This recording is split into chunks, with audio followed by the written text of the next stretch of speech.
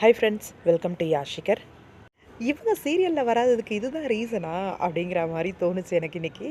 என்ன அப்படின்னா, நம்மளோட ஆம், கதாநாயகி ரியாலிட்டி ஷோவில் டைட்டில் வின் பண்ணாங்க இல்லையா, ருபீனா ருபீசினா அப்படின்னு சொல்லி ட்வின்ஸ் 2 பேர்.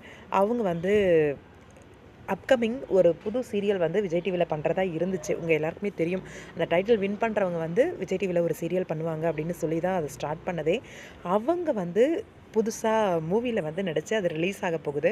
நம்ம விஜய் ஆண்டனி சாரோட மூவியில் தான் இவங்க வந்து நடிக்கிறாங்க. அருண் அரவிந்த் ட்வின்ஸ் இருக்காங்க இல்லையா, அவங்களோட பேர் பண்ணி நடிக்கிறாங்க. அந்த கல்யாண குலத்தில் இருக்கிற மாதிரியான ஒரு பிக் வந்து ஷேர் பண்ணியிருந்தாங்க.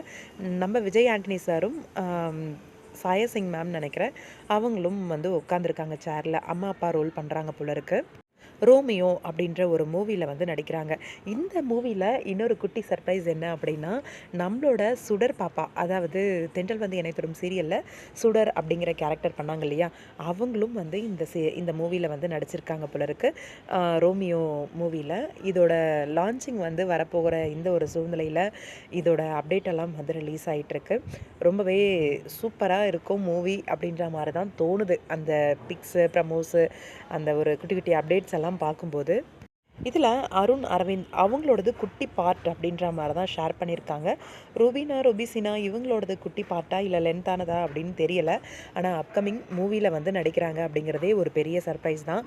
நம்மளோட சுடர்குட்டியும் வந்து மூவியில் நடிக்கிறாங்க அப்படிங்கிறது இன்னுமே கூடுதலான ஒரு சர்ப்ரைஸ் தான். வாழ்த்துக்கள் நம்மளோட சுடர்குட்டிக்கும், அதே மாதிரி ருபீனா ருபிசினா அருண் அரவிந்த் எல்லாருக்குமே எங்களோட மனமார்ந்த வாழ்த்துக்கள். நம்மளோட விஜய் ஆண்டனி சார் மூவி அப்படின்னாலே ரொம்ப பெரிய எதிர்பார்ப்பு இருக்கும். நல்ல ஒரு ஸ்டோரி பேஸோடு இருக்கும். இந்த மூவியும் அப்படி தான் இருக்கும் அப்படின்னு சொல்லி எதிர்பார்க்கலாம்.